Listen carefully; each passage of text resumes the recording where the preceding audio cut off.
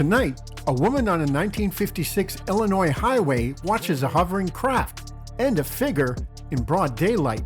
In 1977, two separate encounters in Michigan and Spain leave witnesses shaken and missing time. A lone driver in the Italian mountains receives a silent warning, and in British Columbia, a tiny squadron streaks across the sky at impossible speed. Welcome to Strange Encounters.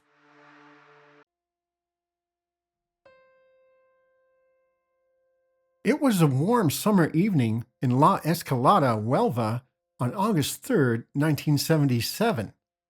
Around 7:30 p.m., a young woman named Seferina Vargas Martin left her home to walk to her grandmother's house in nearby La Corte. The path stretched along a quiet creek at the foot of a mountain, winding through thick vegetation. Insects hummed softly in the cooling air. Birds called from the rooftops. Everything seemed ordinary until it wasn't. About 25 minutes into her walk, Seferina was momentarily blinded by a bright reflection of light. She stumbled forward, thinking it might be a car's headlight. But the path was empty, and the air felt heavier, stiller than before. A second flash of light struck her face, brighter and sharper. And then she saw them. Two figures standing along the path. A woman over 2 meters tall and a man about 1.7 meters. The woman's long platinum hair hung down to the middle of her back. Her face was described by Seferina as repulsive. Large, almost unnatural eyes, two small holes where a nose should be, a narrow, slit-like mouth that moved, but without opening. The man's hair was shorter, slightly disordered, and his face unsettling, though less striking than the woman's. The woman wore a dark green tunic, brilliant, made up of many little points of light. Wide sleeves extended to her hands, and the tunic flowed to the ground, hiding her feet entirely. The man wore a light chestnut tunic, also with reflective points of light, and underneath it, a narrower, darker tunic reaching to the ground. Their skin was a citron yellow color. While the woman gesticulated with her arms, both figures remained completely indifferent to Seferina. The stillness, the lack of acknowledgement, made her feel even more vulnerable. Her strength began to ebb away. Her legs weakened, and she sank onto a nearby rock, the rough surface pressing against her hands. The cool earth beneath her, the light fading above, everything seemed distorted, and then darkness. Seferina passed out. When she regained consciousness, the figures were gone.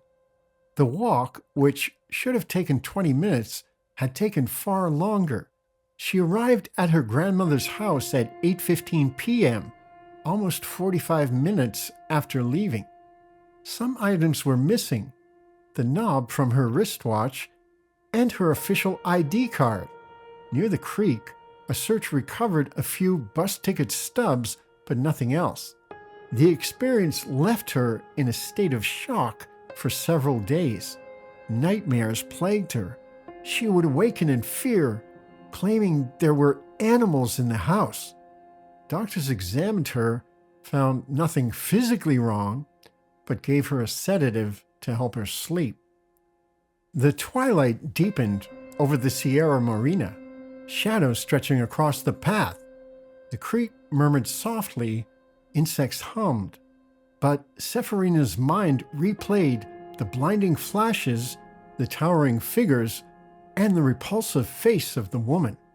A walk she had taken countless times became something entirely different, a journey through light, shadow, and the inexplicable. The figures, the strange garments, the missing time, and the lost objects left questions that remain unanswered to this day. And for Seferina Vargas Martin, it was a night she could never forget. A story whispered in the shadows of the Sierra Morena, waiting to be remembered.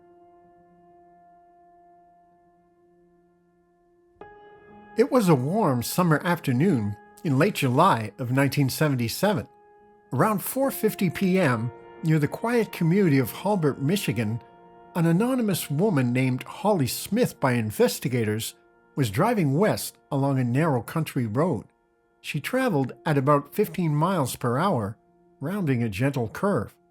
The sunlight dappled through the trees, long shadows stretching across the asphalt. Birdsong drifted through the air until suddenly it stopped. A faint rustle of leaves, the whisper of the wind, and then the ordinary afternoon began to feel different. As Holly approached the curve, her eyes caught a figure standing on the right side of the road. It was roughly 5 feet 5 inches tall, with a slender, human-like body, but its eyes were anything but human. Large, almond-shaped, slanting around the sides of the head. The figure wore a one-piece metallic dark green suit that shimmered oddly in the sunlight. Holly's heart began to race. The car felt heavier under her hands, and yet she could not look away. As she drove past, her vehicle went out of control. The tires skidded on the gravel, the wheels crunching against the asphalt. The car hit the embankment and then, astonishingly, lifted into the air. In one 10-foot sweep, it landed atop a pile of 4-foot-high logs, encircled on 3 sides by thick trees. A sharp hiss escaped from the hood, and Holly felt a sudden jar as the car settled atop the logs. She pressed her forehead to the steering wheel, dizzy, trying to comprehend what had just happened. When she looked up, the figure was standing directly behind the car. For a heartbeat, Holly froze. Then it was gone.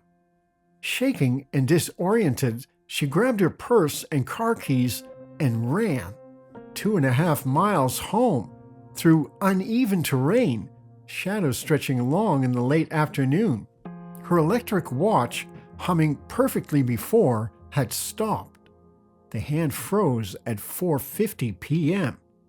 When she returned with her husband and neighbors, they found her footprints and another set.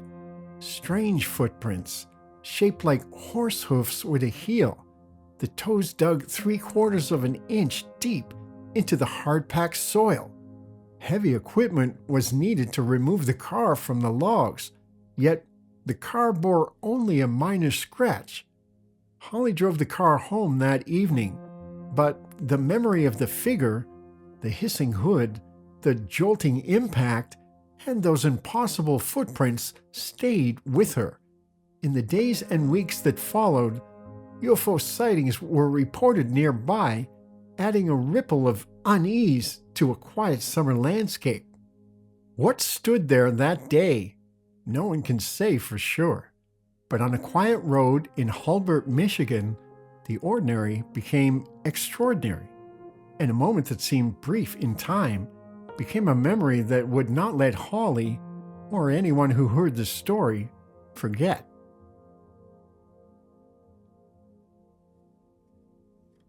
In the summer of 1968, high in the Dolomite Mountains of northern Italy, a man named Walter Rizzi was driving alone along a remote mountain road.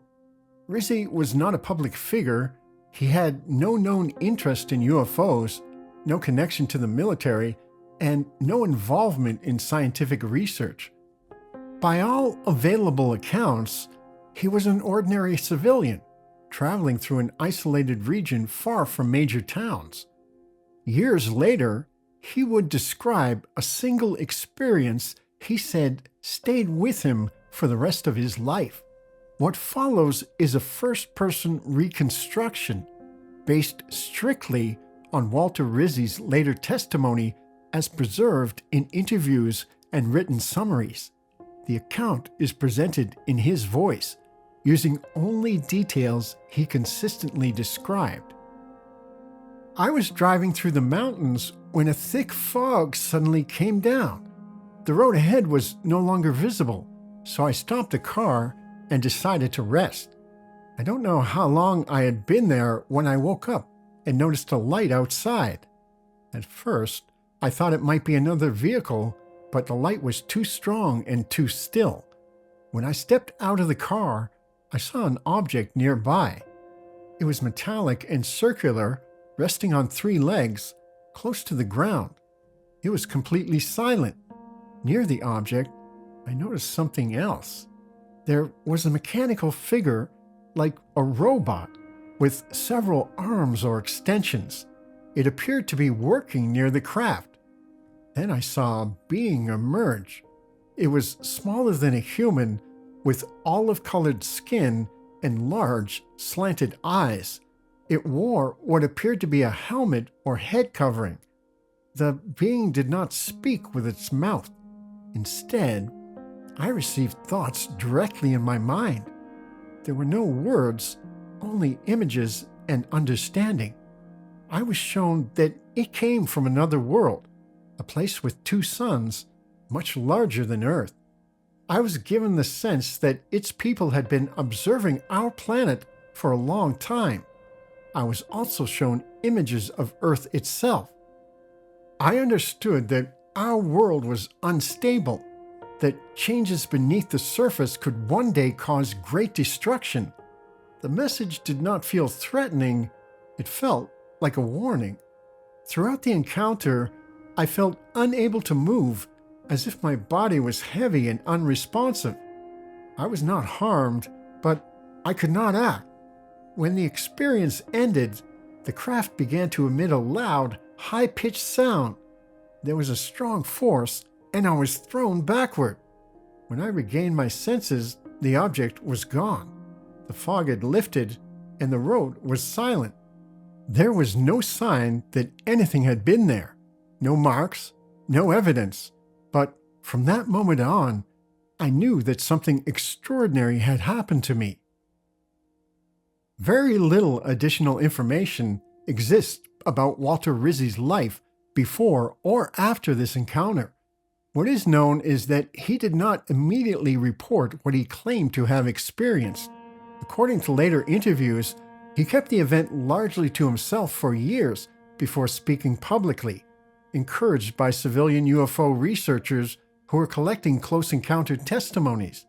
When his account did emerge, it appeared primarily in European UFO publications, including translated summaries published in magazines such as Flying Saucer Review.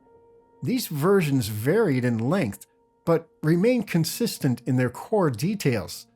There's no record of an official police report filed at the time of the incident, no evidence of military investigation, no documentation from scientific institutions.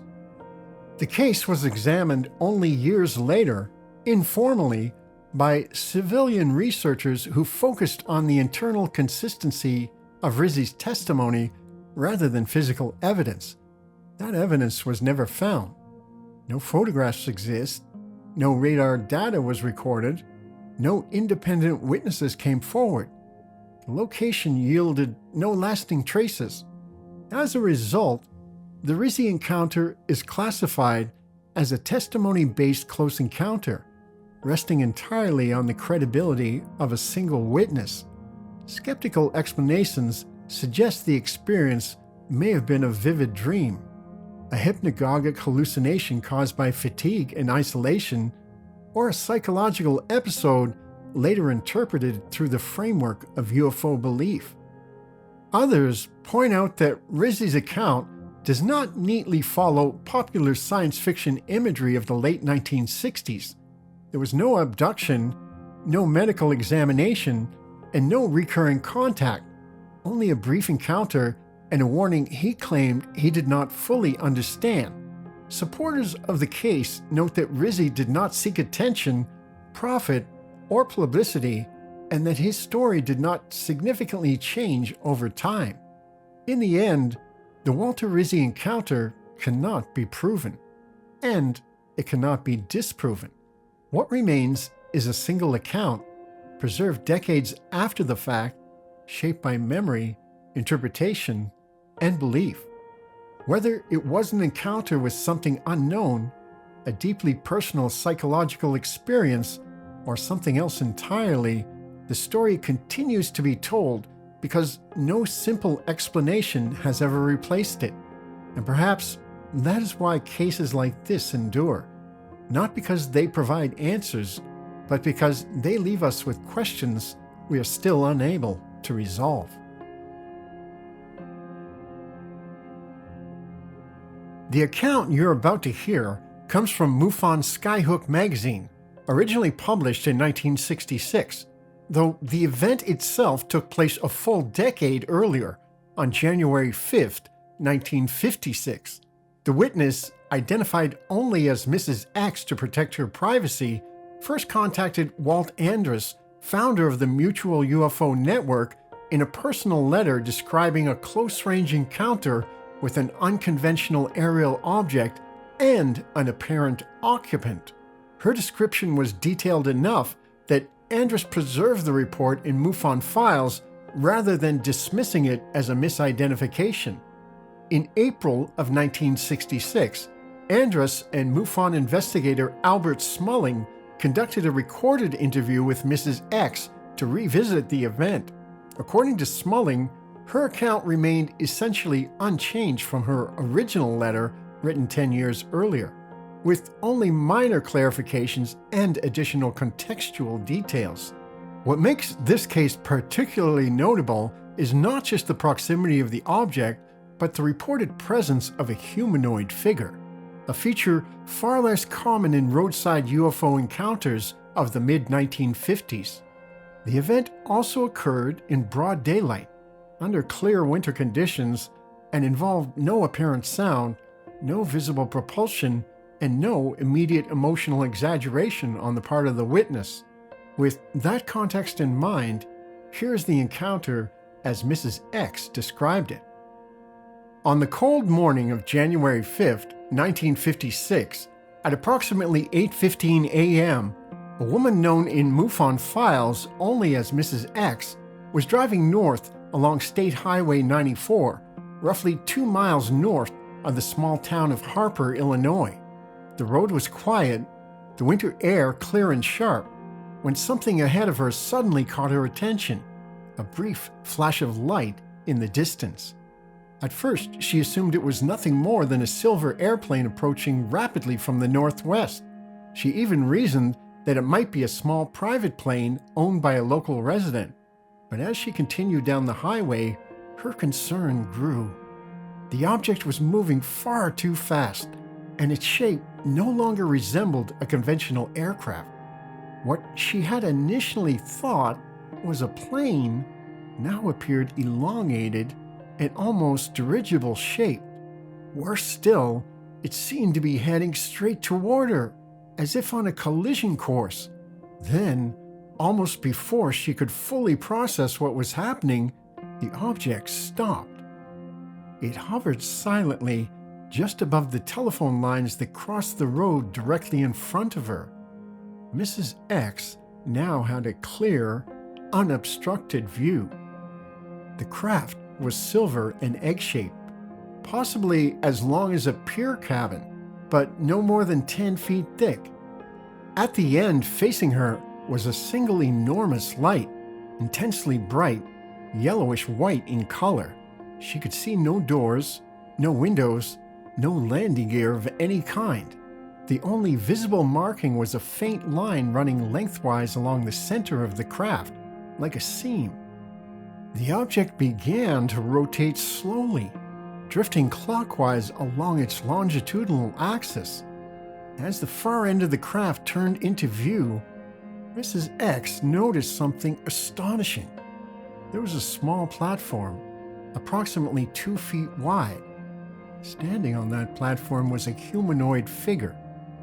The figure appeared male and was dressed in a bulky white, one-piece suit that reminded her of asbestos or heavy protective material. His hands were covered by thick mittens or gauntlets, and the suit included a hood that concealed everything except his face. She estimated the figure to be around 5.5 feet tall, with the stocky build emphasized by the heavy suit. His left hand rested against the craft itself, while his right hand was planted firmly on his hip. He was staring directly at her. What struck her most were his eyes, dark, intense, and unblinking. Mrs. X later said she would never forget that stare. His face had a ruddy complexion, but aside from that, she could not distinguish any unusual facial features. The craft continued to drift, and the figure slowly rotated out of view. Moments later, as the end of that craft came around again, both the platform and the figure were gone. The object then rose higher into the air and, without any visible means of propulsion or sound, shot away at an incredible speed, faster than a jet, disappearing in a flash. Mrs. X later reported that she was nearly petrified during the encounter. She could not be certain whether her car had completely stopped or if it had remained running throughout the incident. She was also unsure exactly how long the encounter lasted, though she believed it may have been several minutes. She attempted desperately to attract the attention of a man and woman approximately 20 feet ahead of her. She waved her arms, pounded on the car window, and pointed toward where the object had been hovering. They did not respond. The woman was seated in a car parked in a farm access lane, while the man stood outside, leaning into the window. Though their names were never identified, investigators later believed they were tenants of the nearby farm. Mrs. X believed her vehicle must have been stopped during this time, possibly for a total duration of 5 minutes. In the backseat of her car were 3 9-month-old miniature schnauzer puppies. Remarkably, the dogs were completely silent, quiet as mice, which Mrs. X noted was highly unusual for such energetic pups. She heard no sound during the encounter at all, and the dogs showed no visible signs of distress. The silence, she later said, was almost as unsettling as the sight itself. From an investigative standpoint, this encounter sits at a fascinating crossroads in UFO history. First, it belongs to what researchers often call the contact era transition period of the 1950s. Earlier in the decade, many UFO reports emphasized flying saucers and benevolent space brothers, often framed in spiritual or philosophical terms. By contrast, Mrs. X's account is practical, restrained, and notably devoid of any message, communication, or overt interaction. The humanoid figure she described does not neatly align with later, more standardized archetypes such as the gray beings popularized in the 1960s and 70s. Instead, the figure's appearance, a stocky build, a bulky protective suit, and a human-like face with intense dark eyes, resembles what researchers would later categorize as a human-type occupant report, a class of sightings that appeared sporadically throughout the 1950s. Equally important is what the case lacks. There was no missing time reported, no physical contact, no medical after effects, and no long-term psychological disturbance. Mrs. X did not claim special knowledge, repeated encounters, or a continued relationship with the phenomenon. She did not attempt to profit from the story, seek publicity, or attach any broader meaning to the event. From a skeptical perspective, several explanations have been proposed over the years for similar cases, including misidentified experimental aircraft, stress-induced misperception, or even symbolic interpretation influenced by the cultural imagery of the era. However, none of these explanations easily account for the reported silent hovering, extreme acceleration, or the apparent structured platform and occupant. The presence of potential corroborating witnesses, the man and woman nearby, though unidentified, adds intrigue but ultimately remains inconclusive. Their lack of reaction neither confirms nor disproves the event, leaving the case firmly in the category of unresolved rather than explained. Today, this encounter is best understood as a high strangeness close encounter of the third kind, recorded before the term itself had even entered popular usage. It reflects a period when UFO reports were still forming the patterns and classifications researchers rely on today. Whether interpreted as a genuine unknown technology, a psychological anomaly, or something that defies current explanation entirely, the case of Mrs. X remains valuable not because it provides answers, but because it illustrates how complex, restrained, and deeply human early UFO reports often were, and that, perhaps, is what makes it endure. Before closing the books on this encounter, it's worth briefly addressing how this case appears in later UFO databases. Some secondary catalogs list this encounter under a different date and assign a name to the witness. However, the original MUFON investigation, conducted by Walt Andrus and later followed up by investigator Robert Smulling, makes it clear that the event occurred on January 5th, 1956, and that the witness's identity was deliberately withheld and recorded only as Mrs. X. Later references, including European case compilations from the 1970s, appear to draw from these MUFON files but introduce minor discrepancies, likely due to cataloging errors or the use of publication dates rather than event dates. No independent evidence has surfaced to confirm the later attribution of a specific name. For this reason, the MUFON Skyhook account remains the primary and most reliable source for this encounter.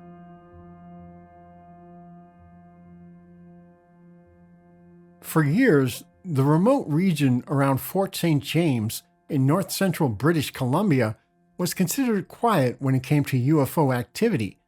Visitors traveled its scenic roads, camped its lakes, and hunted its forests without hearing a single whisper of anything unusual in the sky. That silence, however, appears to have ended sometime in the mid-1970s. Shelley Halleck, publisher of the Caledonia Courier and a longtime resident of the area, was one of the first to notice the change. When she submitted her report of strange aerial sightings to the Canadian UFO Report, she made it clear that what she described was only a fraction of what had been happening. According to Halleck, sightings in the region had become simply too numerous to list. What made her observations specifically interesting was her belief that the increase could be traced to a specific event, the closure of the mercury mine at Pinchy Lake. The mine shut down in the fall of 1975, and while there had been occasional reports of strange craft before then, Halleck noted that sightings of objects hovering in the area increased dramatically after operations ceased. Something, it seemed, had changed. Intrigued by her claims, investigators from the Canadian UFO Report publication traveled to the Pinchy Lake area alongside Yvonne and Bill Allen of Kelowna, British Columbia. The former mine site lay northwest of Fort St. James, accessible only by a remote 20-mile dirt road. Almost immediately upon arrival, they encountered local witnesses who had experienced something extraordinary. Two of those witnesses were Erwin Hamilton of North Vancouver and John Lavoie of Langley. They were only in the area briefly for hunting season when, on the afternoon of October 10th, at around 5 o'clock, they experienced something neither man could explain. The weather was clear but overcast. Hamilton was standing on the lakeshore while Lavoie was about 100 yards inland near their camp. Without warning, Hamilton heard a sound overhead that he initially assumed was an aircraft. He looked up but saw nothing until something emerged over the treetops. At first glance, Hamilton thought he was seeing a formation of geese. That impression vanished almost instantly. What passed overhead was not a flock of birds, but a tight formation of miniature jet-like objects, each with an estimated wingspan of about 5 feet. They moved together in perfect unison, silent except for a strange swishing sound, like air being torn apart. The objects raced across the lake and, within seconds, vanished near Moran Bay, 3 or 4 miles away. From their position, the disappearance pointed directly toward the inactive Mercury mine, backed by Pinchy Mountain, which rose more than 4,000 feet behind the site. Against that towering slope, the objects could have vanished from sight almost instantly, or perhaps they plunged into the lake itself. Using the treetops for reference, Hamilton estimated the craft were flying at an altitude of 400 to 500 feet and were close enough to rule out conventional aircraft seen at a distance. They flew in a straight line, inches apart, moving as though they were all part of a single rigid structure. Lavoie, though partially obstructed by trees, heard the same sound and saw enough to confirm the experience. He had been zipping up a tent when he heard what sounded like wind rushing overhead. Looking up, he saw between 8 and 12 small, fast-moving objects flying in a tight spearhead formation. They were far too fast to be birds. He briefly considered geese, but there was no wing movement, no flapping at all. When Hamilton asked him moments later if he had seen anything, Lavoie replied that he had seen something like geese, except they weren't moving like living creatures. Under further questioning, both men described the objects as dark, metallic, and triangular, similar in shape to delta wing aircraft. There were no visible tail assemblies, markings, or insignia. Only the undersides were visible, and no cockpit could be seen. The formation covered the distance to Moran Bay in just 3 or 4 seconds, suggesting an estimated speed approaching 4,000 miles per hour. Curiously, the objects were heard before they were seen, despite moving far faster than the speed of sound. On its own, the incident was remarkable, but it became far more compelling when placed alongside other reports involving similarly sized craft.